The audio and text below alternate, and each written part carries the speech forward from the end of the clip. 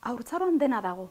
Jaiotzen gara, noskila pertsona gara, jakina, baina oraindik oso ezgai gure bizitza libreki aurrera eramateko oso mendeko garelako, beste baten laguntza erabatekoa dugulako, eta beste horren, normalean helduen laguntza hori gabe, hil ere egingo ginatekelako.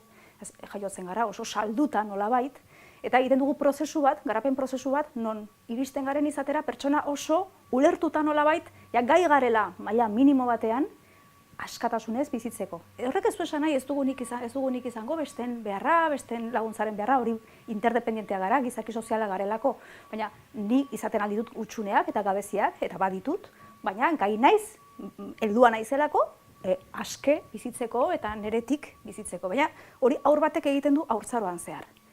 Pertsona oso bilakatzeko prozesu hori da ikasketa prozesu bat, non persona gisa konfiguratzen den beste batzuen ereduak ikusita. Jaiotzen garelako beste batengandik eta gure espeziea erlazioan hazten den espeziea delako.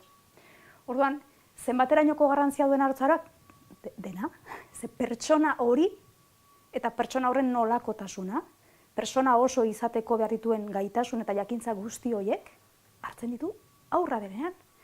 Beraz, eragina erabatekoa da. Ze bere persona bezalako konfigurazioa gertatzen da lehen urte horietan. Hori ez dakit jendea zenbateraino konsiente den, iruditzen zait oso importantea dela pixkat hori dena zabaltzea, ze noski haurren hasiera eta heziketari buruzko hausnarketa egitea herri batentzat da oso garrantzitsua etorkizuneko helduak hor duelako jatorria. Ez horregatik bakarrik, hau da, haurrak ez ditugu beste modu batean hasi behar etorkizuneko hiritarrak izango direlako, eta beraz, pentsatzen ari garelako nolakoak nahi ditugun, eta ongi tratatu behar ditugu, merezi dutelako, eta punto, pertsonak ongi tratatu behar ditugu bezala.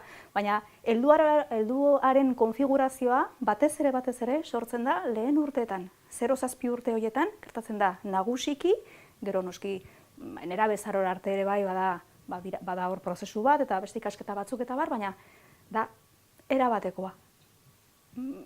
Hizkuntza ikasten dugu txikitan, eta nola ikasten dugun txikitan, horrek du efektua geroko gure hizkuntzan.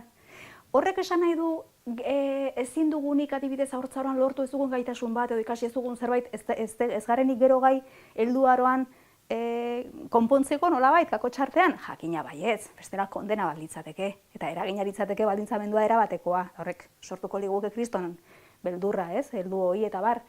Baina denok dakigu zenbat kostatzen den gero helduaroan gauzak aldatzea. Zergatik hain zuzen ere beste pasta batekoak eginak izan garelako, eta behar duzu kontzientzia izan zure hutsune gabezi batena, eta abiatzen duzu prozesu bat hori gainditzeko, hori da ikastea, hori da bizitzea, eta hori da garatzea.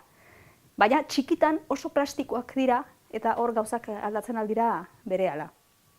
Zein da, kasualitatez, ironigoki diot, oraingo helduak duen konfigurazio hori edo zer da gure heziketak, gure kultura okzidentalean batez ere haurrengan txertatzen dituen ezaugarri psikologikoak zeintzu dira, hasteko eta behin eta nagusiki dependentzia emozionala. Egiten gaituzte mendeko hain zuzen ere autonomiarantz goizegi abiatu nahi gaituztelako. Ez da gusten bizitzen mendeko garenean mendekotasuna, eta beraz mendekotasun ez asetu horrek baldintzatzen digu gure etorkizuneko bizitza guztia. Mendekotasun afektiboak eragina du ideologian, eragina du konsumismoan, eragina du gauza askotan. Beraz, hori da, haurtzaroan nik beti esaten dut, inokulatu egiten zaigula dependentzia emozionala, eta horrekin ja akabatuta gaude, nolabait. Ze ez gara aske izateko gai. Hori bat, gero bada beste gauza importante bat ere, nik behintzat ikusten dudana, dago beste batzuk ere bai jakina, eta da, zenbateraino garen adibidez, konplazienteak, ezta? Hori jendeak ezakit bere buruari galdetzen dio, baina aske baldin bagara, denak ezberdinak baldin bagara, eta egia da, neurri batean denok badugu, gure inpronta eta gure berezitasuna, ezta? Baina zergatik gara denak hain konplazienteak besteekin, zergatik osatzen zaigu adibidez ez esatea, gure espazioa defendatzea, gure irizpidea, gure irizpideari heltzea, eta bar, hain zuzen ere, eredu direktiboan zer ikasi dugu? Ikasi dugu egokitzen beste bati, nolabait. Eta egokitzapen horretan, bere gustua egin nahi izaten dugu. eta gauzak egiten ditugu bere oniritzia jasotzeko eta bar.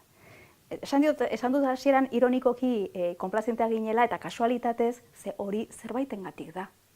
Eta horrek suposatzen du gainera, gure agresibitate naturala bizitzeko eta gure esena, gure lehenago aipatu dituan espazio, irizpide eta hori dena defendatzeko behar dugun agresibitate hori oso apalduta dugu, oso apalduta. Eta ez dut gehiegi, ez naiz gehiegi luzatuko honetan, baina bakoitzak egin bezala, euskaldun bezala ere, eta herri bezala, nola zenbateraino dugun konplazentzia, zenbateraino garen indargabeak, zenbateraino dugun apaldua gure indarra esateko, ze hemen gaudegu eta zer egin dezakegu honetan, ez da?